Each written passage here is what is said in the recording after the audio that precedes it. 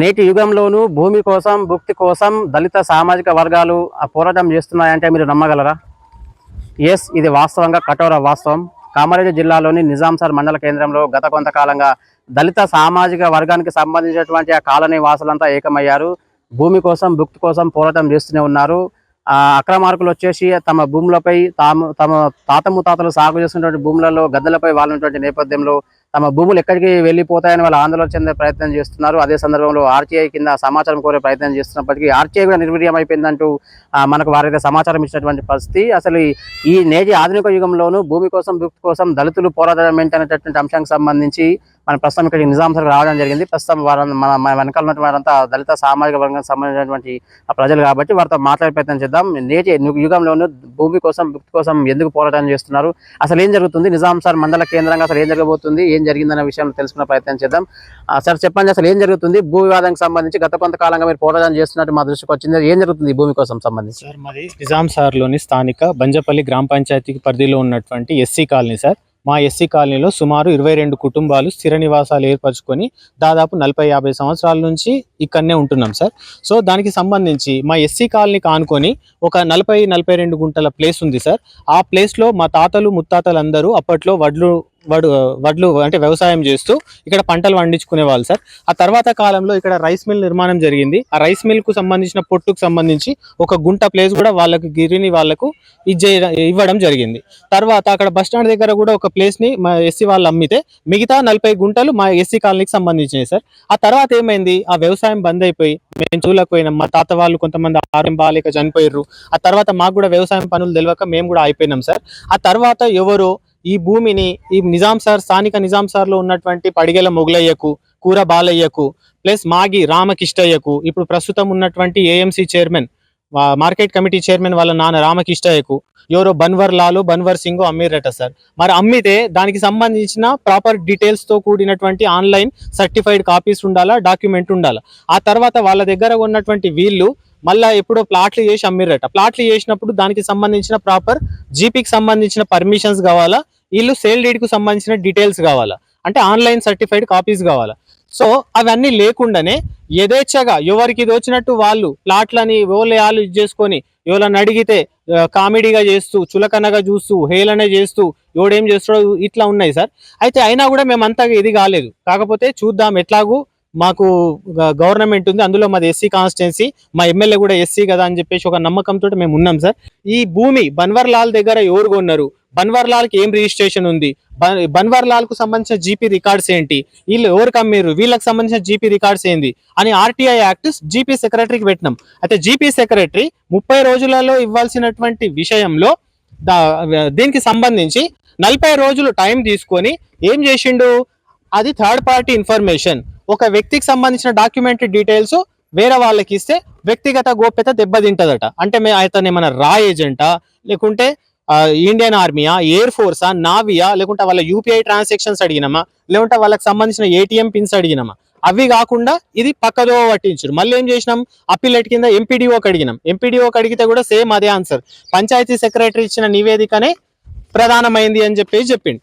అయితే ఎంపీఓ అనిత దగ్గరికి పోయినాం, ఆమె కూడా ఇప్పిస్తాను, ఆమె కూడా ఇచ్చేయలేదు. సో ఇక్కడ నేను ఒక ప్లేస్ అమ్మినాను, మాకు ప్రాపర్ డాక్యుమెంట్ రిజిస్ట్రేషన్ ఉంది, అందులో నుంచి అన్ను అనే వ్యక్తికి ఒక 150 గజాల స్థలాన్ని అమ్మినాను, వాళ్ళకు కూడా రిజిస్ట్రేషన్ అయింది. అయితే అతను దుబాయ్ లో ఉంటాడు, ఇల్లు కట్టుకుందామని సంతోషంగా ఇక్కడికి వచ్చి ఇక్కడ పనులు చేసుకుంటుంటే ప్రతిరోజు ఆయనకి ఏదో డిస్టర్బెన్స్. విచిత్రం ఏంటంటే, మీరు కొన్న భూమిలో కొంత భాగం మా దగ్గర కలిసి ఉంది అని చెప్పేసి అతన్ని భయభ్రాంతులకు గురి చేస్తే అతను వచ్చిండు, సార్ మీరు అమ్మిరు కదా, ఒకసారి వాళ్ళతో మాట్లాడండి, వాళ్ళు ఇట్లా అంటున్నారు అని. సో ఆ డీటెయిల్స్ ఏదో తెలుసుకుందామని ఈ ల్యాండ్ ఓనర్లలో ఒకరైనటువంటి పడిగల మొగలయ్య సైడ్ దగ్గరికి వెళ్ళాను. నేను వెళ్ళేసి నా డాక్యుమెంట్స్ చూపించిన, జీపీ పర్మిషన్స్, ఆన్లైన్ ఈసీ, మా gift deed, sale deed, plus మేము ఎస్బీహెచ్ లో మేము లోన్ పెట్టుకున్నాం సార్ 2005 లో మా ఇల్లు కట్టేటప్పుడు. బ్యాంకు వాళ్ళు లోన్ ఇచ్చిర్రంటే మా డాక్యుమెంట్స్ ఎంత క్లియర్ ఉండాలి, దాన్ని వీళ్ళు హేళన చేస్తూ మళ్ళీ వీళ్లకు జీపీ సెక్రటరీ సపోర్ట్, ఆయనను భయభ్రాంతులకు చేస్తారు. అయితే ఈ పడిగల మొగలయ్య దగ్గరికి పోయినప్పుడు ఈయన మనోజ్ పేరు చెప్తున్నాడు. ఎవరు చెప్తున్నారు? పడిగల మొగలయ్య. మనోజ్ కే తెలుసు, మనోజ్ దగ్గరనే ఉన్నాయి, నువ్వు నాతో మాట్లాడకు, మనోజ్ తో మాట్లాడు. మరి అట్లాంటప్పుడు నా దగ్గర ఉన్నటువంటి పర్సన్ ని నువ్వు ఎట్లా భయభ్రాంతులకు గురి చేసినావు అని అడిగితే ఓనికి చెప్పుకుంటావో చెప్పుకో అంటే నేనన్నా అవన్నీ కాదు, నీ దగ్గర ఉన్న రిజిస్ట్రేషన్ డాక్యుమెంట్ చూపించు, నిజంగా నీది క్లియర్ ఉంటే నీది ఎంత వరకు వస్తో నేను అంతవరకు వదిలేస్తా అని చెప్పిన. అట్లా కాదు నువ్వు ఓని అడిగేందుకు నేను కలెక్టర్ కు చూపిస్తా, ఆర్డీఓకి చూపిస్తా, డిఎల్పిఓకి చూపిస్తా, ఆన్కి ఇట్లా రెస్పెక్ట్ లేదు. విచిత్రం ఏంటంటే నేను ఎప్పుడు వాళ్ళు ఇప్పటికి 5-6 సార్లు వచ్చారు సార్ ఇక్కడ. ఓసారి బోర్డు బండి తీసుకొని వస్తే కూడా మేము అందరం గల్లీ వాళ్ళము, మీ రిజిస్ట్రేషన్ డాక్యుమెంట్స్ జీపీ పర్మిషన్స్ అడిగినాం, అవి దెంకపోయారు. ఓకేనా, తర్వాత ఏమైంది ఆడపోయి అడిగారు. ఇట్లా వాళ్ళు ఎప్పుడు వచ్చినా మేము ఏదో ఒకటి అడిగితే వాళ్ళు వెళ్ళిపోతున్నారు. ప్రతిసారి కులం పేరు మళ్ళీ నీ సర్టిఫికేట్ నీ ఇవి చూపించు డాక్యుమెంట్స్ అంటే నీవు అని నాకు చూపించారు, డాక్యుమెంట్ చూపించారు. వాళ్ళ దగ్గర జస్ట్ ఒక స్టాంప్ పేపర్ పైన రాతపూర్వకంగా ఉంది, ఏదో 170 ఫీట్ల అడ్డమట, 300 ఫీట్ల పొడవట, యోలోకి అమ్మిర్రట, అదే డాక్యుమెంట్ అట. దాని మీద డాక్యుమెంట్ నెంబర్ ఉంది, అది ఆన్లైన్ లో లేదు, IGRS లో లేదు. మళ్ళీ దాని మీద స్టాంప్స్ ఉన్నాయి, అవి కూడా ఫేక్ స్టాంప్స్, ఇవన్నీ ఉన్నాయి సార్. సో మా దగ్గర ప్రాపర్ డాక్యుమెంట్ ఉంది కాబట్టి చూద్దామని పోతే నిన్న కులం పేరుతో దూషణ, మాదిగి గల్లి, మాలోళ్ళు, మాదిగోళ్ళు అంటే హీనంగా. ఇది ఒక ఎమ్మెల్యే, ఎస్సీ కాన్స్టిట్యున్సీ ఎమ్మెల్యే కూడా మా వర్గానికి సంబంధించిన వాళ్ళే. ఓకేనా, అంటే మమ్మల్ని అవమానిస్తున్నారు అంటే మా ఎమ్మెల్యేని కూడా అవమానించినట్టు. ఏమైనా మాట్లాడితే మనోజ్ ఉన్నాడు చూసుకుంటాడు, మనోజ్ కు మాట్లాడుకో, నాకేం అడుగుతున్నావు. ఈ మనోజ్ వాళ్ళు, ఈ మనోజ్ అట మాగి పటేల్ కొడుకట. అసలు ఇప్పటికి ఉందా పటేల్ పట్వారితనం అంటే? ఆడ పటేల్ కదా, మరి అక్కడ ఉన్న వాళ్ళ భూములకు ఇట్లాంటి సర్టిఫైడ్ కాపీస్ రిజిస్ట్రేషన్ ఉందా, లేకుంటే ఇట్లనే దొంగ పేపర్ల మీద రాసుకొని పటేల్ అయినరా? అది మాకు సంబంధం లేదు. మాకు మా భూమికి సంబంధించిన డీటెయిల్స్ కావాలా, ఎవరు మా భూమి మాకు కావాలా బస్.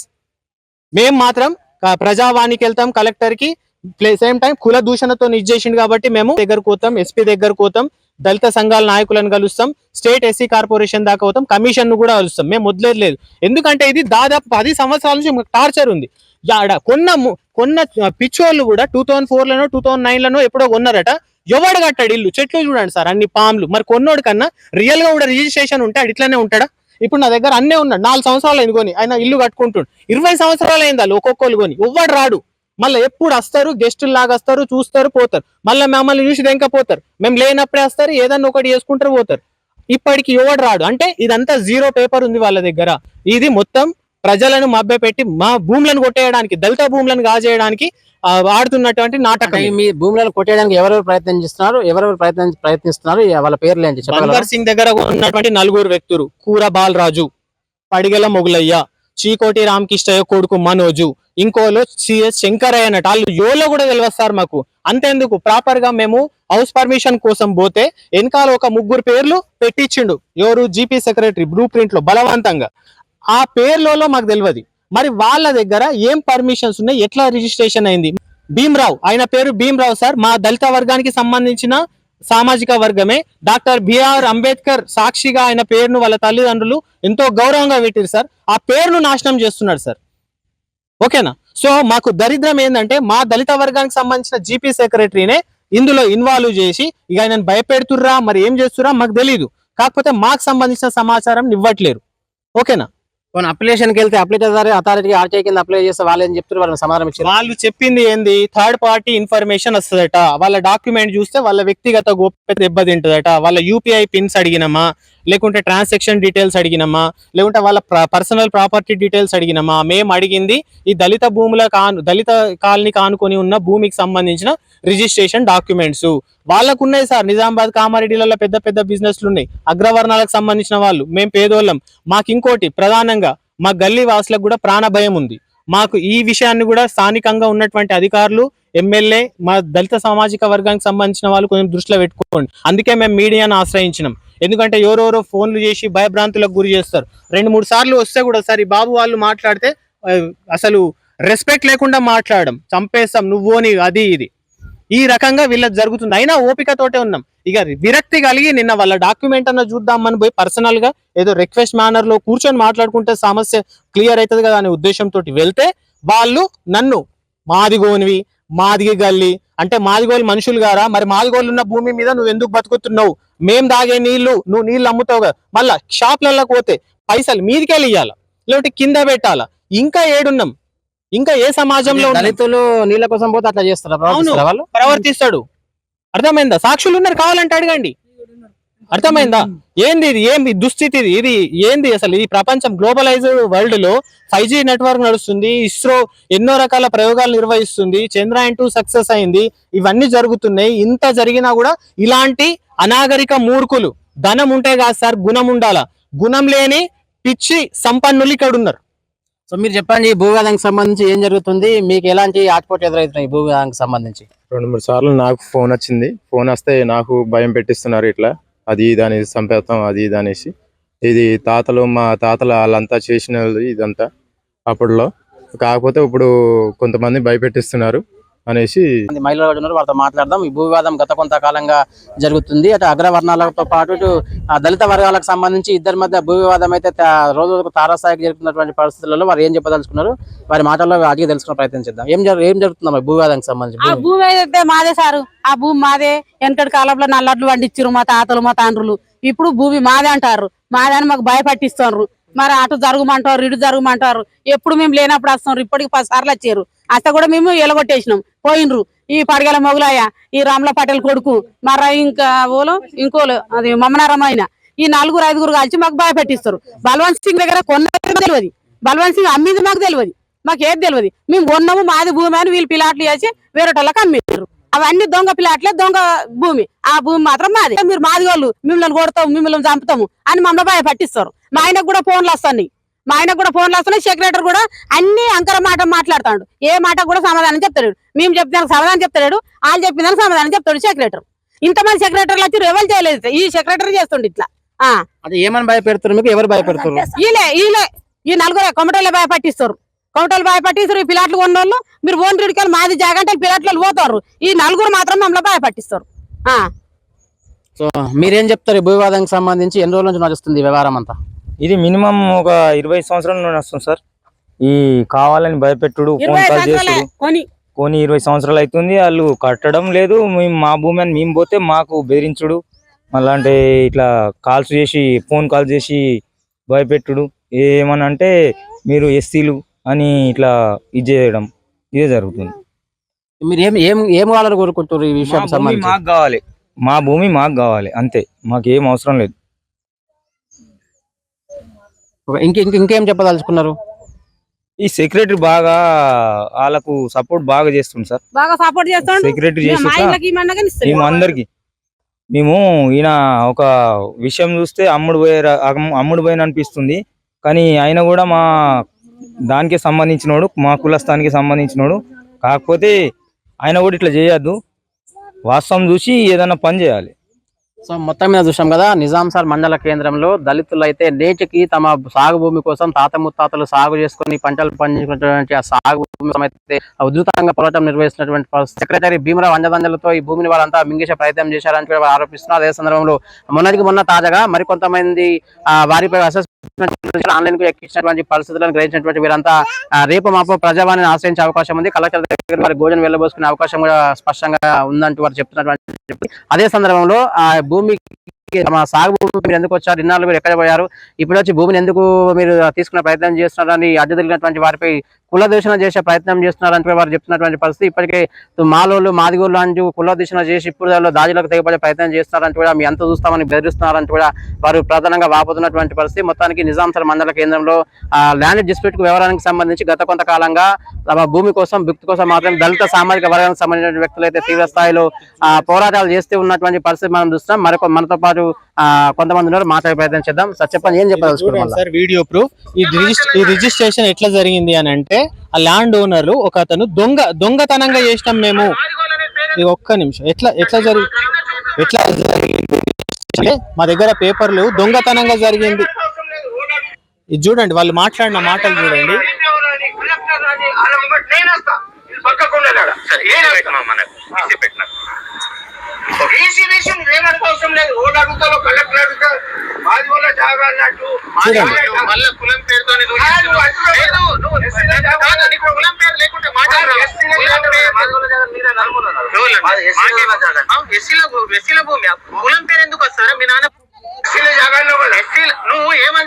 రిజిస్ట్రేషన్ డాక్యుమెంట్స్ అడిగితే మేము దొంగతనంగా చేసినాము, మనోజ్ తో మాట్లాడుకో అని చెప్పేసి ఇది చేస్తున్నాం. ఫైనల్ గా మీరు ఏం డిమాండ్ చేస్తారు, మీకు ఏం కావాలి? సంబంధించి ఈ భూమి మాది, మేము కబ్జాలో ఉన్నాము, ఎవడు వచ్చినా మేము ఊరుకోము. ఎందుకంటే డీటెయిల్స్ ఉన్నాయి, నాకు సంబంధించిన రిజిస్ట్రేషన్ అందరి ఉన్నాయి. కాకపోతే ఈ భూమికి సంబంధించి మాత్రం మాకు అప్పటి నుంచి మా తాతల పేరు మీద మామూలుగా ఉండేది, అదే ఉన్నాయి మా దగ్గర. దాన్ని అదునుగా చేసుకొని దీన్ని ఆక్రమించడానికి అగ్రవర్ణాలు ప్రయత్నిస్తున్నారు. స్థానికంగా ఉన్న జుక్కల ఎమ్మెల్యే దృష్టికి ఈ వ్యవహారం పోయిందా? మీరు ఆయన ఆశ్రయించారా? ఆశ్రయించలేదు, ఆశ్రయిస్తాం మేము కూడా. ఎందుకంటే సార్ ఈ రోజు బర్త్డే, ఇక సార్ ఈ రోజు వెళ్దాం అనుకున్నాం. ఇక బిజీ ఉంటారు, అందరు ఉంటారు. అందులో కొంతమంది ఈ దాంట్లో కూడా ఉన్న వాళ్ళు ఉన్నారు. వాస్తవానికి ఈ విషయం సార్ కి కూడా తెలియదు, సార్ కు తెలియకుండా ఇది మేనేజ్ చేస్తుర్రు. అందులో ముఖ్య సార్ ఎవరినైతే బాగా నమ్ముతారో వాళ్ళే సార్ ని మోసం చేస్తుర్రు. సో మేము కూడా సార్ దగ్గరికి వెళ్ళి ఇవన్నీ డీటెయిల్స్ సార్ కి చూపించి మాకు సారే అండగా ఉండి మా భూమి మాకు ఇప్పిస్తారని మాకు నమ్మకం ఉంది.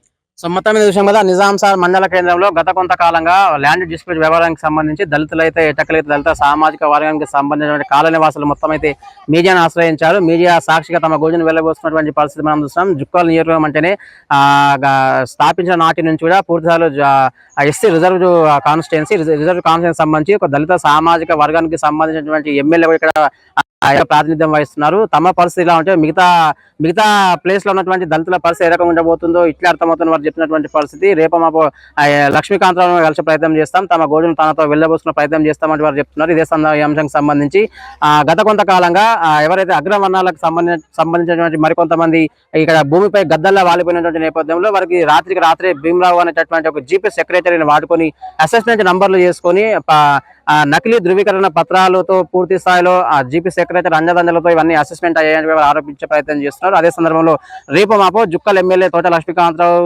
కలవడం కాకుండా తమ గోడును ఆయనతో వెలిబుచ్చుకునే అవకాశం ఉందంటూ వారు చెప్తున్నటువంటి పరిస్థితి. మరోవైపు అగ్రవర్ణాల పెత్తందారి వ్యవస్థ నడుస్తుంది. పటేల్ పట్వార్ వ్యవస్థ నేటికి అమల్లో ఉంది. నేటికి కూడా పటేల్ పట్వార్ వ్యవస్థ చూపిస్తూ తమను భయపెట్టే ప్రయత్నం చేస్తున్నట్టుగా వీరంతా పూర్తిగా ఆరోపించే ప్రయత్నం చేస్తున్నారు. ఇప్పటికైనా తమ ప్రాణాలకు ముప్పు ఉంది కాబట్టి ఇప్పటికైనా తమను ఆదుకోవాలి. లక్ష్మీకాంతరావు కూడా ఈ విషయంపై దృష్టి సారించాలి, దళిత పక్షాన నిలవాలి. దళిత కాన్స్టిట్యున్సీకి ఒక ప్రతినిధిగా ఉన్నటువంటి లక్ష్మీకాంతరావు ఎమ్మెల్యే కూడా తమపై ఎమ్మెల్యేపై తమకు భరోసా ఉందని, అదే సందర్భంలో ఎమ్మెల్యే కూడా తమ పక్షాన నిలబడతారని కూడా వారంతా ఆశించే ప్రయత్నం చేస్తున్నటువంటి పరిస్థితి మనం చూస్తున్నాం.